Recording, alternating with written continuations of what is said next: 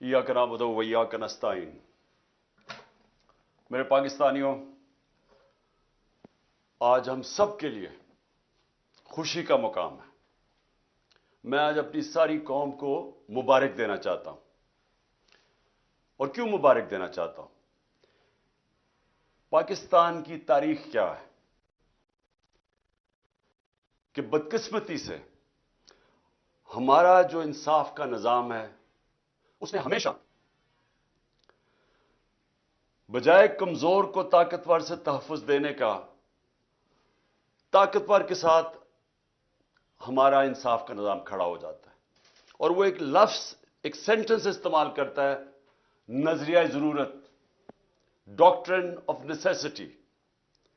बदकिस्मती से इस एक जुमले ने पाकिस्तान के अंदर कानून की हुक्मरानी नहीं आने दी, इंसाफ पाकिस्तान में नहीं आया, रूल ऑफ लॉ नहीं आया। अगर एक चीज जिसने इस मुल्क को एक अजीम कौम बनने से रोका, वो है इंसाफ। हमारे मुल्क में इंसाफ हुआ ही नहीं शुरू से। एक फैसला हुआ जस्टिस मुनीर का, और उस फैसले की वजह से पाकिस्तान की जमहूरियत कभी भी उधर नहीं पहुंच सकी जिधर उसको होना चाहिए था, क्योंकि उस फैसले ने नजरिया जरूरत को सामने लाके एक पाकिस्तान का जो आइन है उसकी धज्जियां उड़ा दी। तो देखें, सबके लिए मेरा काम है कि आपकी तरबियत करना। मेरी उम्र यह है कि मैं सारी दुनिया देख चुका हूं। मैंने जो मेरा बार बार आपको एक चीज समझाता हूं कि मेरा तज्जिया क्या है, मेरी सारी जिंदगी का जो तजर्बा है उससे मैंने क्या सीखा है। कि मेरे पाकिस्तानियों, अमीर और गरीब मुल्कों के अंदर फर्क ही एक है। अमीर मुल्कों में इंसाफ है, और जितने गरीब मुल्क हैं उधर जंगल का कानून है।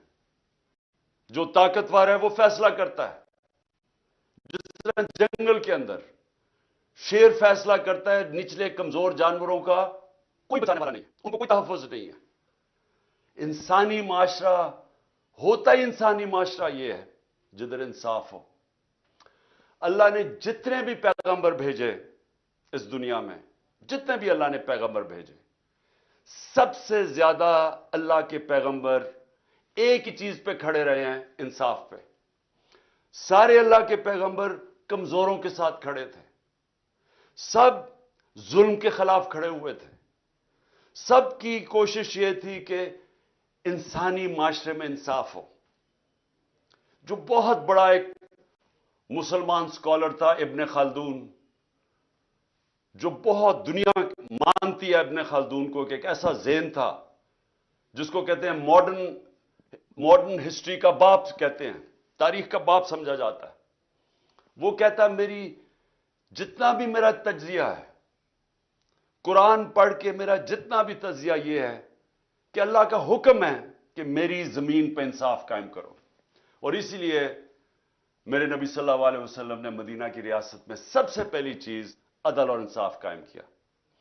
तो मैं आज इसलिए आप सबको मुबारक दे रहा हूं कि पाकिस्तान में हमारा सुप्रीम कोर्ट, जिस तरह का प्रेशर पड़ा है सुप्रीम कोर्ट पे, जिस तरह के हमारे जजेस साहिबान के ऊपर इन्होंने हर किस्म का हरबा इस्तेमाल किया, उनको डराया, धमकाया, ब्लैकमेल करने की कोशिश की, फैमिलीज को बुरा भला कहा, सिर्फ एक मकसद से कि किसी तरह वो भी ताकतवर का साथ दे दें, कि किसी तरह वो खौफजदा हो जाएं और वो जो पाकिस्तान का आइन है उसके साथ ना खड़े हो। तो पाकिस्तान का आइन क्या है? पाकिस्तान का आइन कहता है कि जब भी असेंबलीज डिसॉल्व होंगी, 90 दिन के बीच में इलेक्शंस होने हैं। इसमें कोई शक नहीं है। आपको कोई बड़ा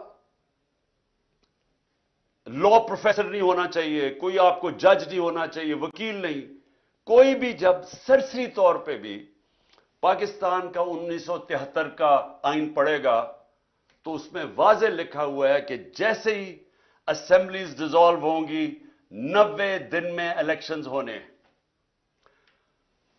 جب ہم نے شروع میں جب ہماری گورنمنٹ گرائی گئی تو ہم نے کہا کہ الیکشنز کرواؤ، کیونکہ پاکستان جب تک سیاسی طور پہ استحکام نہیں آئے گا پاکستان معاشی طور پہ ڈوبتا جائے گا. تو ہمیں ان کے نون لیگ کے بڑے بڑے سربراہوں نے، لیڈرز نے کیا کہا؟ ان کی سوشل میڈیا پہ چلے جائیں، ان کی سٹیٹمنٹس پڑھ لیں. انہوں نے کہا جی اپنی گورنمنٹس ڈیزالو کرو، اپنی گورنمنٹس ڈیزالو کرو اگر آپ الیکشن چاہتے ہیں. ہم نے اپنی گورنمنٹس ڈیزالو کر دی. قانون کے ماہرین سے ہم نے پوچھا کہ کیا کوئی گنجائش تو نہیں قانون میں کہ ایک دفعہ گورنمنٹ ہم ڈیزالو کریں گے تو 90 دن کے اندر الیکشنز ہوں گے، کوئی گنجائش تو نہیں اس میں؟ سارے ماہرین نے کہا کہ کوئی گنجائش نہیں ہے. ہم نے اپنی گورنمنٹس ڈیزالو کر دی. اور اب جیسی گورنمنٹس ڈیزالو کی تو وہی نون لیگ کے سربراہ شروع ہو گئے کہ نہیں جی الیکشن ہونے نہیں ہیں. اور الیکشنز کیوں نہیں ہونے؟ کیوں نہیں ہونے الیکشنز؟ خوف زدہ ہیں، ڈرے ہوئے ہیں، سب کو خوف ہے، کم پہ ٹانگ رہی ہیں کہ اگر 37 بائی الیکشن میں سے 30 ہار گئے ہیں، اسٹیبلشمنٹ ان کے ساتھ، الیکشن کمیشن ان کے ساتھ، حکومتیں ان کے ساتھ 37 میں سے 30 بائی الیکشن ہار چکے، تو ڈرے ہوئے ہیں. جو بھی سروے آتی ہے اس میں اتنا پیچھے رہ گئے ہیں کہ ان کو پتا کہ الیکشن میں ان کی تباہی ہے. تو اپنے آپ کو بچانے کے لیے یہ پاکستان کے آئین کے خلاف جا رہے ہیں کہ کسی طرح یہ بچ جائے. یہی گورنمنٹ تھی. ہمارے خلاف سپریم کورٹ کا فیصلہ آتا ہے آج سے 1 سال پہلے. میں الیکشن اناؤنس کر دیتا ہوں، یہ سپریم کورٹ میں چلے جاتے ہیں. اس سے زیادہ چیز، جمہوری چیز کیا کہ عوام کو فیصلہ کرنے دو. جب انہوں نے ہماری گورنمنٹ گرائی، عوام کو فیصلہ کرنے دو.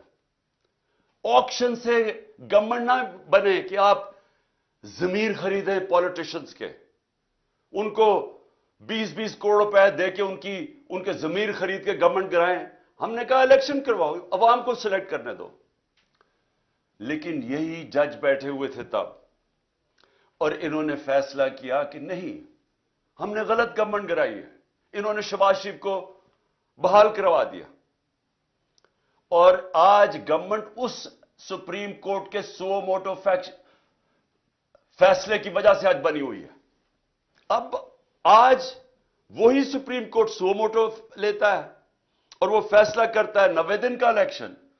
اور اب یہ سارے کھڑے ہو گئے اور اب پارلیمنٹ میں ریزولوشن، کیبنٹ فیصلے کر رہی ہے کہ ہم مانتے نہیں ہیں سپریم کورٹ کا فیصلہ. جب فیصلہ ہمارے ساتھ ہے تو ٹھیک ہے، جب سپریم کورٹ ہمارے خلاف فیصلہ کرے تو ان کے بچوں کو، ان کو، فیملیز کو برا بھلا کہو، بلیک میل کرو. یہ مافیاز ہیں. ان کو ایک سپریم کورٹ کے جج نے بالکل ٹھیک کہا تھا، سسلین مافیا ہے. جو آپ بیٹھے ہوئے مافیا کی اگر آپ کو مطلب بھی سمجھ، وہ کیا ہے مافیا؟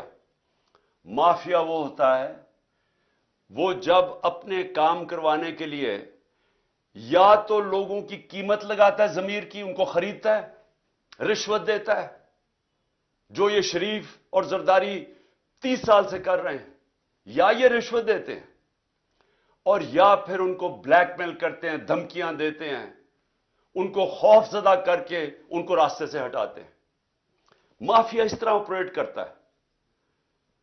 اور یہ بھی وہی کر رہے ہیں کہ جب انہوں نے دیکھا کہ سپریم کورٹ کا جج اور ججز ان کی بلیک میل میں نہیں آئے تو ہر قسم کی ان کے اوپر اٹیک کیا. 1 سال پہلے ہم خوش نہیں تھے جب سپریم کورٹ کا فیصلہ ہمارے خلاف آیا. آپ میری ساری سٹیٹمنٹس دیکھ لیں. تکلیف صرف مجھے تھی کہ رات کے 12 بجے عدالتیں کھلی، صرف اس کی تکلیف تھی. باقی ہم نے سپریم کورٹ کا فیصلہ تسلیم کیا، کسی جج کو برا بھلا نہیں کہا، بلکہ کوشش کی کہ ہماری عدلیہ کی رسپیکٹ ہو پاکستان میں. کیونکہ میں تو 27 سال پہلے جب اپنی جہاد شروع کی تھی، اس کا نام تھا انصاف کی تحریک. اس کا مطلب ہے رول آف لا، قانون کی حکمرانی. یہ 27 سال پہلے شروع کی تھی. جس طرح میں نے شروع میں کہا، میری زندگی کا تجربہ تھا کہ جب تک ہمارے ملک میں انصاف کا نظام، قانون کی حکمرانی نہیں آتی، ہم اسی طرح ہی ہاتھ پھیلائے ہوئے دنیا کے سامنے پھرتے رہیں گے. میں ایک بار بار مثال دیتا ہوں، میں پھر سے آپ کو دینا چاہتا ہوں کہ دیکھیں، انصاف پہلے، خوشحالی بعد میں. مدینہ کی ریاست میں نبی صلی اللہ علیہ وسلم نے پہلے انصاف قائم کیا، پھر خوشحالی آئی. آپ کے سامنے پاکستان کی میں صرف مثال اس لیے دیتا ہوں کہ انصاف کے انڈیکس کے اندر، یعنی جو دنیا میں کن ملکوں میں کتنا انصاف ہے، اس کا بنا ہوا ہے، ایک ٹیبل بنا ہوا ہے. دنیا میں سب سے زیادہ جس ملک میں انصاف ہے، رول آف لا ہے، وہ ہے ڈنمارک. ڈنمارک 140 ملکوں میں نمبر 1 ہے. پاکستان 140 ملکوں میں 129 نمبر پہ ہے. وہی ڈنمارک، اس ڈنمارک کے اندر اوسط آمدنی، یعنی ایک ایوریج آمدنی اس ملک میں وہ کتنی ہے؟ $66,600. پاکستان میں اوسط آمدنی $1,600 پہ ہے.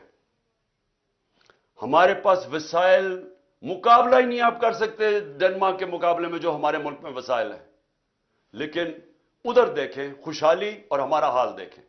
تو اس پاکستان کے اندر یہ جو سپریم کورٹ کا فیصلہ آیا، یہ اس لیے خوشائن ہے کہ ہم اس طرف جا رہے ہیں، قانون کی حکمرانی کی طرف. اور یہ جو مافیا ہے، یہ اب پوری طرح کھڑا ہوا ہے کہ نہیں جی، کیونکہ فیصلہ ہمیں پسند نہیں ہے، کیونکہ الیکشنز میں ہمیں شکست ہوگی، لہٰذا ہم آئین کے خلاف جانے کے لیے تیار ہیں، لیکن ہم سپریم کورٹ کا فیصلہ نہیں مانیں گے، ہم آئین پہ نہیں چلیں گے.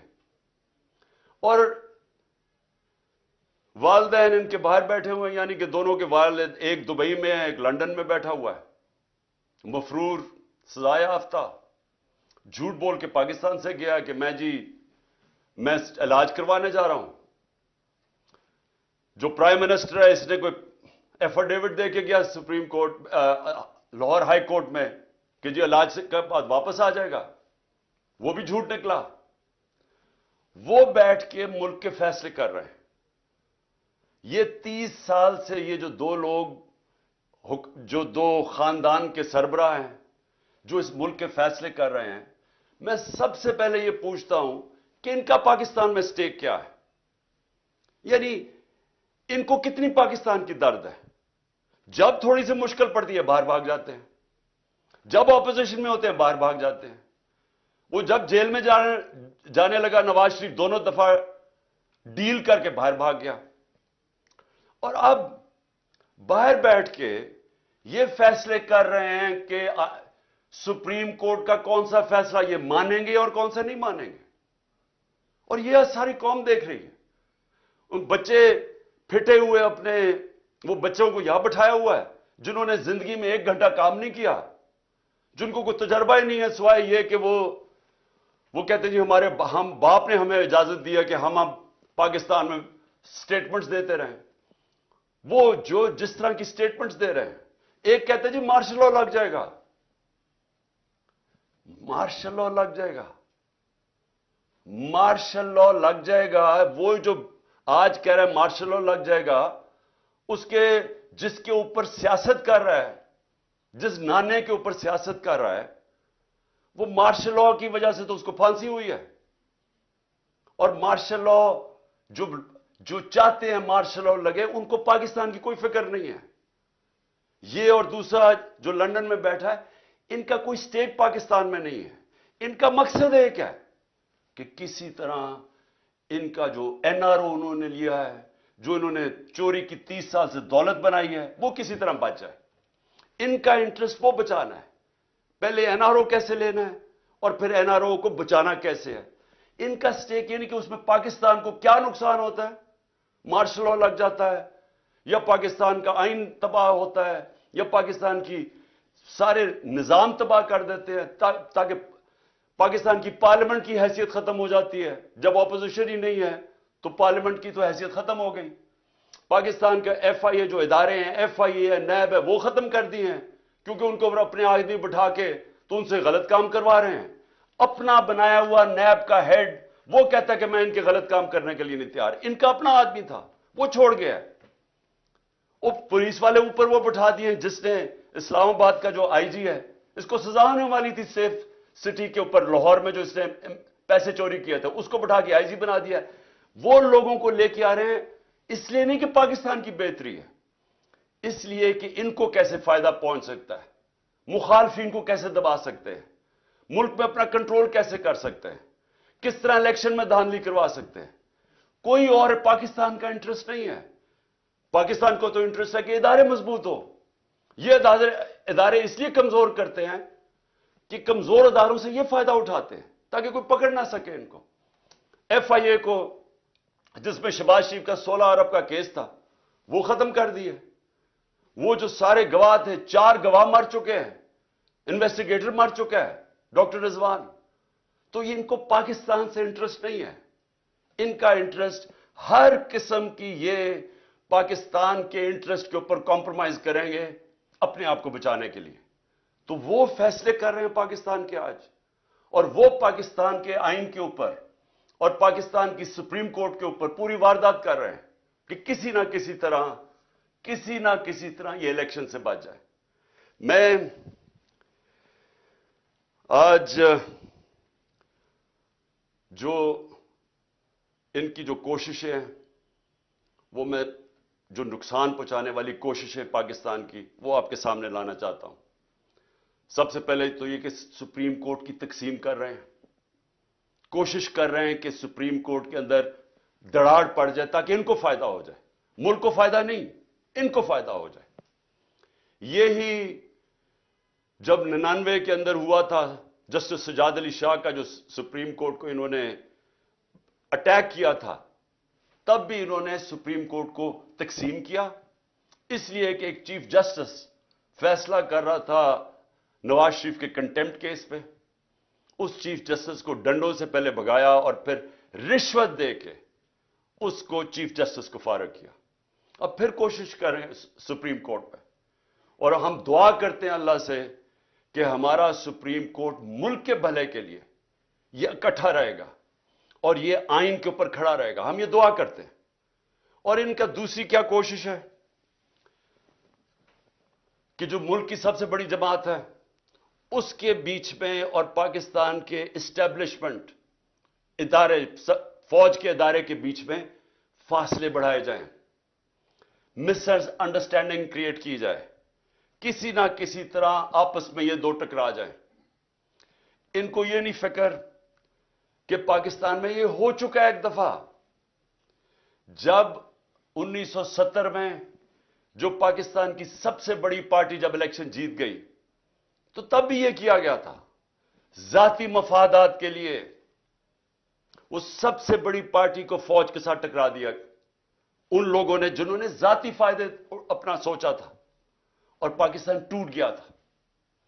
आज भी वही कोशिशें हो रही हैं, मुल्क की खातिर नहीं, इनको अपनी जात के लिए ये पूरी तरह कोशिश कर रहे हैं कि आपस में हमारा कोई टकराव हो, किसी तरह ये तासुर दिया जाए कि जनाब फौज है पीछे इसके, जो कि तहरीक इंसाफ के खिलाफ जो पूरी कार्रवाइयां हो रही हैं। जो भी हमारे खिलाफ होता है, पुलिस जब हमारे खिलाफ कार्रवाई करती है तो पुलिस वालों से पूछते हैं, वो कहते जी हमें पीछे से हुक्म आया है।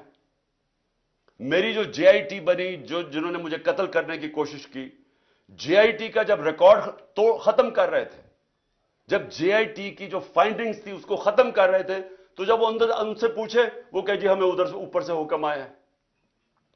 जो मेरे घर के ऊपर हमला हुआ, वो कहते जी पीछे से हुक्म आया है।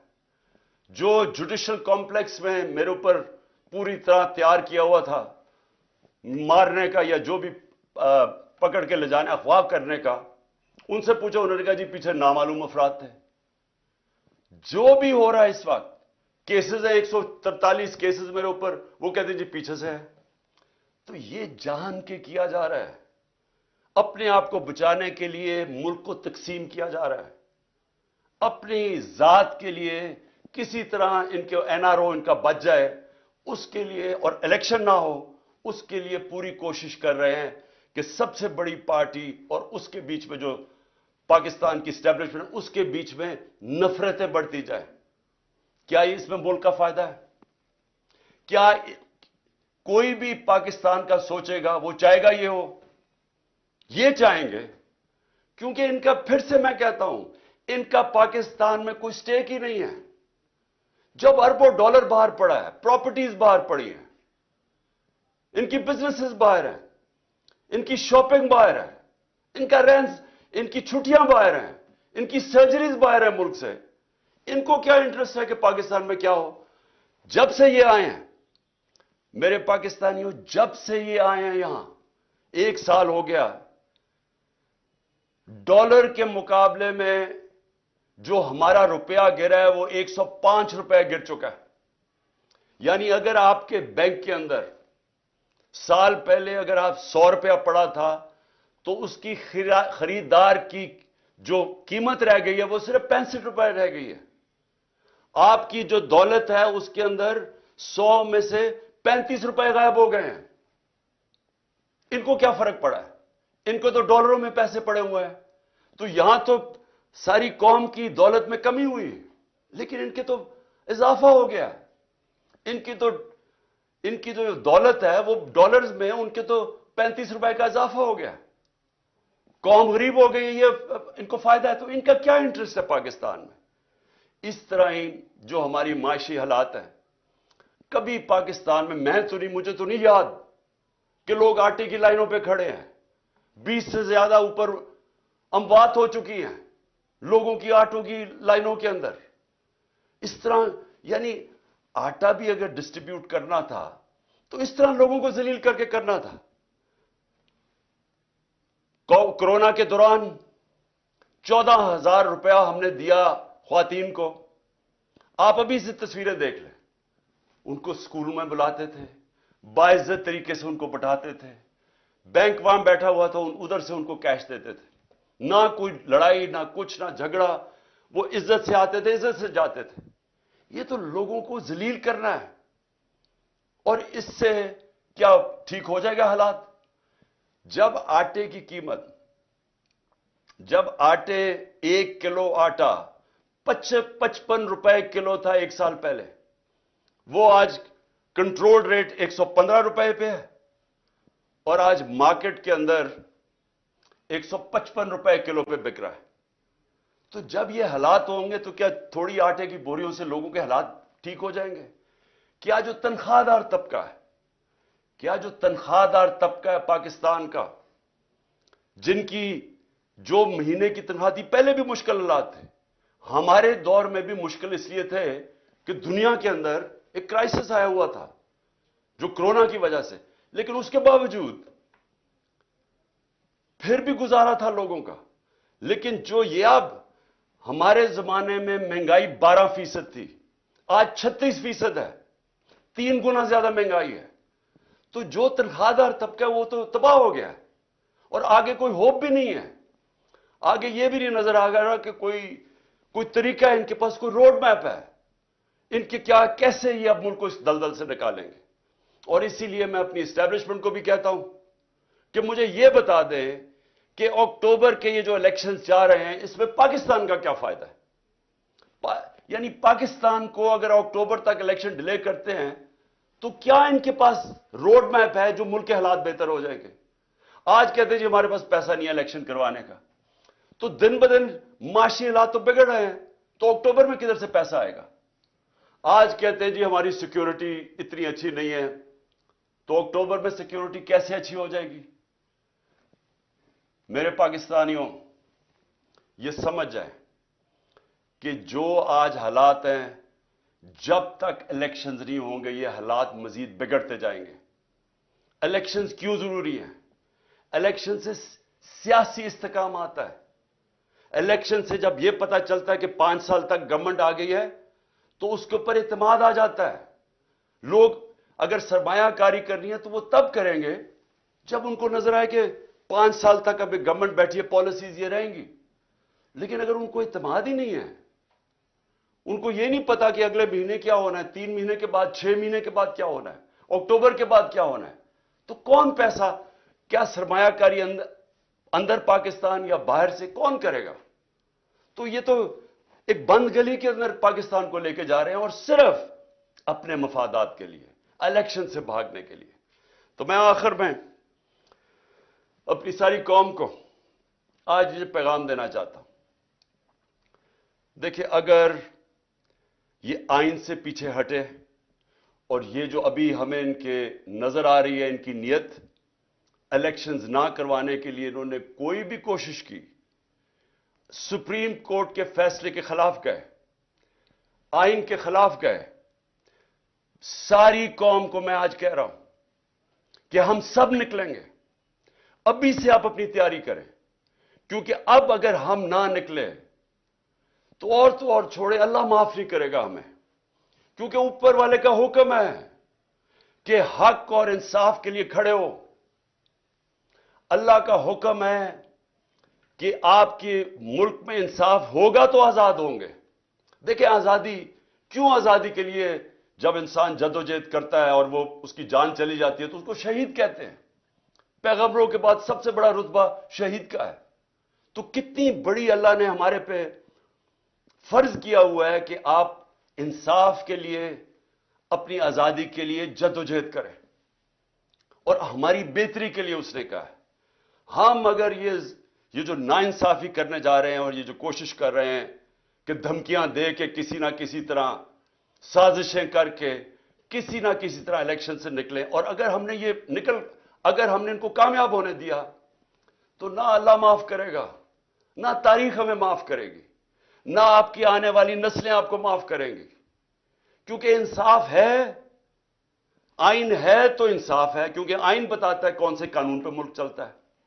قانون آپ کی بنیادی حقوق کی حفاظت کرتا ہے. قانون بتاتا ہے کہ پاکستان میں ملک میں چلنا کیسے ہے. تو جب اگر آئین ہی نہیں ہے تو پھر تو جنگل کا قانون ہے. پھر تو طاقتور فیصلہ کرے گا کہ کون سی آئین کی شک اس نے ماننی ہے اور کون سی اس نے مسترد کرنی ہے. پھر تو طاقتور کا قانون ہو گیا جو کہ جنگل کا قانون ہے. اس لیے میرے پاکستانیوں, آپ نے میری کال کی انتظار کرنی ہے. انہوں نے اگر آئین کے اوپر نہ چلے, میں آج آپ کو سب کو کہہ رہا ہوں, یہ آپ سب پہ فرض ہے. میں اپنے نوجوانوں کو کہہ رہا ہوں, میں اپنی خواتین کو کہہ رہا ہوں, میں اپنے بزرگوں کو کہہ رہا ہوں, میں اپنے بچوں کو کہہ رہا ہوں کہ جب تک آپ نے اپنے انصاف اور آزادی کے لیے جدوجہد نہ کی, ہمارے ملک کا کوئی مستقبل نہیں ہے. میں انشاءاللہ پوری آخر تک اپنے ملک کے آئین کے ساتھ کھڑا رہوں گا, کیونکہ میں پھر سے بتاؤں, میری جہاد آج سے 27 سال پہلے تھی انصاف کے لیے. اور میں آپ کو یہ بتا دوں کہ اس ملک کا صرف اب مستقبل ایک راستے پہ, صاف اور شفاف الیکشن ہو, ایک حکومت عوام کے مینڈیٹ سے آئے, عوام کے مینڈیٹ سے آ کے پھر وہ اصلاحات کرے جو ابھی تک پاکستان میں نہیں ہوئی. کیسے جوڈیشل ریفارمز ہوں, governance reforms, civil service reforms, ہماری گورنمنٹ کارپوریشن جو اتنا نقصان کر رہی ہیں ان کو ریفارم کریں, ہم رول آف لا قائم کریں, ہم سب کو طاقتور کو قانون کے نیچے لے کے آئیں. یہ سب سے بڑی ریفارم ہے. ہم ہر ریفارم کریں کہ ایک ملک میں لیول پلئنگ فیلڈ ہو, انصاف کے سامنے سب ایک برابر ہوں. اور میں آپ کو یقین دلاتا ہوں کہ اسی کے بعد پاکستان اٹھے گا. اور وہ اٹھے گا کیسے؟ سب سے پہلے بیرون ملک پاکستان میں سرمایہ کاری کریں گے. 1 کروڑ بیرون ملک پاکستانی ہے, جو ان کے پاس ڈالرز ہیں. سارے پاکستان میں کم ڈالرز ہیں 22-23 کروڑ لوگوں کے, جو صرف 1 کروڑ لوگوں کے پاس ڈالرز ہیں. وہ لوگ وہ جیسے پاکستان میں انویسٹمنٹ کریں گے, جس وقت وہ پاکستان میں انویسٹمنٹ شروع کریں گے, ہمارا یہ ڈالر کا مسئلہ حل ہو جائے گا. ہم جو اس وقت سارا وقت کبھی کہاں پیسے مانگتے پھر رہے ہیں, یہ مسئلہ تب حل ہوگا جب اپنا پہلے ہم ملک کا نظام ٹھیک کریں اور اس کے بعد ایک وہ ماحول بنائیں جس میں سرمایہ کاری ہو. اور وہ سرمایہ کاری کے ماحول کے اندر جو سب سے پہلے اس ملک میں سرمایہ کرے گا وہ بیرون ملک پاکستانی ہے. پھر باہر سے سرمایہ کاری ہوگی. ہندوستان اور چائنا یہ دونوں جب ان کی جب ترقی شروع ہوئی تھی تو سب سے پہلے انہوں نے ماحول بنایا تھا کہ ان کے اپنے لوگ جو باہر بیٹھے ہوئے تھے, ہندوستان سے لوگ باہر, جو چائنا سے لوگ باہر پہلے انہوں نے اپنے ملک میں سرمایہ کاری کی تھی, پھر دنیا سے سرمایہ کار آئے تھے. ہمارا اس وقت سب سے بڑا مسئلہ یہ ہے کہ 140 ملکوں میں سے پاکستان کا رول آف لا یعنی انصاف کے نظام میں ہم 129 ہیں. جب ہم 129 رہیں گے تو یہاں سرمایہ کاری کوئی نہیں کرنے لگا. وہی پاکستانی جا کے دبئی میں پراپرٹی لے لیتے ہیں, وہی پاکستانی بزنسز دبئی میں کرتے ہیں, امریکہ, انگلینڈ, یورپ چلے جاتے ہیں. صرف 20,000 پاکستانیوں نے دبئی میں 10.4 ارب ڈالر کی پراپرٹی خریدی ہوئی ہے. صرف 20,000 پاکستانیوں نے 10.4 ارب ڈالر. آئی ایم ایف سے ہم 6 ارب ڈالر کے پیچھے اب ہر چیز ماننے کے لیے تیار ہے. اور امریکہ کے اندر صرف 16,000 جو پاکستانی امریکن ڈاکٹرز ہیں ان کی نیٹ ورتھ 200 ارب ڈالر ہے. وہاں لاکھوں پاکستانی ڈاکٹرز ہیں, اب پاکستانی ہیں, Pakistani American. 10 top Pakistani American businessman ان کی ورتھ 25 ارب ڈالر ہے. تو ہمارے ملک میں امیر ہمارے پاکستانی امیر ترین ہیں, باہر ہیں پاکستان سے, یہاں بھی امیر ترین لوگ ہیں. لیکن جب تک وہ ماحول نہیں بنے گا سرمایہ کاری کا, پاکستان میں انویسٹمنٹ نہیں آئے گی. اور جب تک انویسٹمنٹ نہیں آئے گی ہم اسی طرح پھنسے رہیں گے. ہم اسی طرح پھنسے رہیں گے جو آج ہم کبھی کہاں پیسے مانگتے ہیں اور کبھی کسی کو سے جا کے بھیک مانگتے ہیں اور اپنی عزت بھی کھو بیٹھتے ہیں. خوددار وہ خوددار ملک جو کہ علامہ اقبال کی سوچ تھی, جو قائد اعظم ہمارے خوددار لیڈر تھے, وہ بنانے کے لیے سب سے پہلا قدم رول آف لا ہے, قانون کی حکمرانی ہے. میں آخر میں یہ آپ کو بتا دوں کہ ہم سب الیکشن کی تیاری کر رہے ہیں. ہم نے اپنی الیکشن کی تیاری شروع کر دی ہے. کل سے میں جتنے بھی اپنے آہستہ آہستہ سب جو ٹکٹ کے ایسپیرنٹس ہیں, جو کینڈیڈیٹس ہیں, ان کے کل سے میں انٹرویو شروع کرنے لگا ہوں. اور انشاءاللہ 10 دنوں تک میں پورے ٹکٹس فائنلائز کر لوں گا, کیونکہ ہم پوری الیکشن کی تیاری کر رہے ہیں. اور اپنی قوم کو بھی میں کہتا ہوں آپ نے بھی پورا الیکشن کی تیاری کرنی ہے. اور ہم نے کسی صورت کوئی بھی انہوں نے کوشش کی الیکشن سے بھاگنے کی, ہم ساری قوم ان کو بھاگنے نہیں دے گی. پاکستان زندہ باد.